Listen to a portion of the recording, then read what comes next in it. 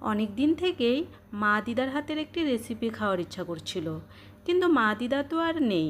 তাই কি করা যাবে, মা দিদার হাতের রেসিপিটা আজ আমি নিজের হাতেই বানিয়ে ফেলবো। কিন্তু সমস্যা হলো একটাই, মা দিদার হাতের রেসিপিটা আমার হাতের রেসিপিটা এক হয় না। মা দিদার হাতের রেসিপিটা একদম অতুলনীয়। যাকগে, যেমন হবে তেমনই খাবো। আর তাই দেখো, তড়িঘড়ি চলে গেলাম, বেশি দেরি করলাম না, তড়িঘড়ি চলে গেলাম কচুবনে। এই কচুবনটা কিন্তু বাইরে নয়, আমাদের বাড়িতেই আছে, তাই ওখানেই চলে গেলাম পাতা তুলতে। আর হ্যাঁ, বলাই তো হয়নি যে রেসিপিটা কি দিয়ে হবে। রেসিপিটা হবে কচু পাতা দিয়ে, তার জন্যই তো আমি কচু পাতা তুলতে চলে গেলাম। খেতে তো অনেকটাই সহজ, এমনকি আরামদায়ক, কিন্তু রেসিপিটা করতে অনেকটাই পরিশ্রমের, এমনকি কষ্টের। আর শুধু খাওয়া কেন, জীবনের সমস্ত কিছুই তো কষ্ট করেই অর্জন করতে হয়, তাই না? তুমি ভেবে নিও না যে জীবনটা অতি সহজ। কোনো দিনও কারো জীবন সহজ ছিল না, এমনকি আজও নয়। আমরা সবাই কোনো না কোনোভাবে যুদ্ধ করছি, কখনো কোনো স্বপ্নের পেছনে ছুটছি, আবার কখনো সেই ভাঙাচোরা টুকরো কুড়িয়ে নিচ্ছি। কিছু উপলব্ধি আছে যা আমাদের ভিতরটা নাড়িয়ে দেয়, আমাদের ভাবনার জগতে নতুন কিছু আশার আলো জাগিয়ে তোলে। আর জানো তো, জীবনে যদি কষ্ট থাকে তবে ভেঙে পড়তে নেই। মনে রেখো, কষ্ট হলো তোমাকে আরও নতুনের দিকে এগিয়ে নিয়ে যাওয়ার স্বপ্ন জোগাবে। তোমার ভেতরে লুকিয়ে থাকা প্রতিভাগুলোকে আঘাত দিতে দিতে পারফেক্ট করে বের করে নিয়ে আসবে। তোমার প্রতিটি স্বপ্নের পেছনে লুকিয়ে থাকে অগণিত নিঃশব্দ রাত, ভাঙা মন আর ক্লান্ত দেহ। সহজে কিছুই আসে না। সফলতা পেতে গেলে তোমার সফলতা পাওয়ার পথে থাকবে অনেক কাঁটা, আর সেগুলোকে উগরে ফেলে দিতে হবে। থাকবে অনেক ব্যর্থতা, তবুও কিন্তু থেমে যেও না।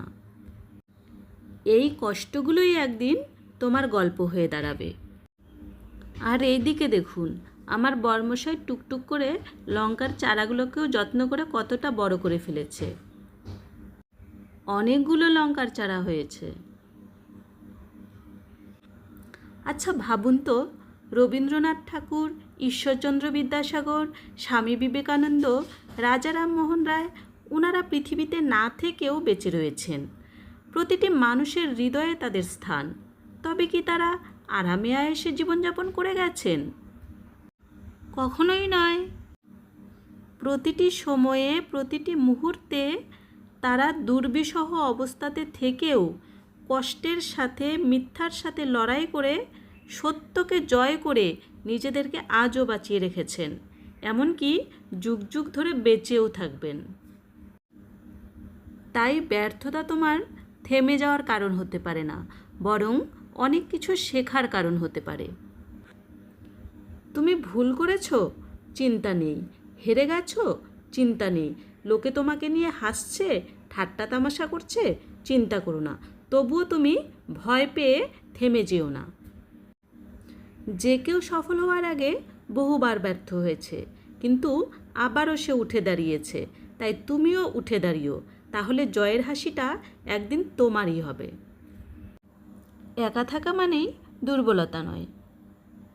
জীবন তোমাকে একা করে দিতেই পারে, কিন্তু সেই একাকিত্বেই তুমি নিজেকে নতুন করে চিনতে পারবে। সবাই তোমার পাশে থাকবে এটা ভেবে অপেক্ষা করে সময় নষ্ট করো না। নিজের উপর বিশ্বাস ও ভরসা রাখো এবং এগিয়ে যাও। জীবন কখনো সহজ হয় না। এই উপলব্ধিগুলো তোমাকে আরও শক্ত, এমনকি আরও সচেতন করে তুলতে সাহায্য করবে। তোমার জীবনকে তুমি আগে নিজে ভালোবাসো, দেখবে প্রতিদিনেই তুমি তোমাকে নতুন নতুন কিছু শেখাতে পারছো। এদিকে দেখো, তোমাদের সঙ্গে গল্প করতে করতে আমার রান্নাও হয়ে গেল। তবে হ্যাঁ, আমি তো মা দিদার মতো রান্না করতে চেয়েছিলাম, কিন্তু মা দিদার মতো রান্না করতে পারি না। আমি যেরকম পারি আমি সেরকমই করেছি। তবে রেসিপিটা তো মা দিদার আমলের, তাই অনেক টেস্টি। যাকগে, ভিডিওটা আজকে এ পর্যন্তই থাকুক। সকলে ভালো থাকবেন, সুস্থ থাকবেন। দেখা হবে আগামী একটি নতুন ভিডিওতে।